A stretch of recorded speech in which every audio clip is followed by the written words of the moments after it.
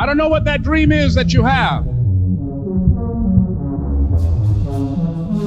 I don't care how disappointing it might have been as you've been working toward that dream. That dream that you're holding in your mind,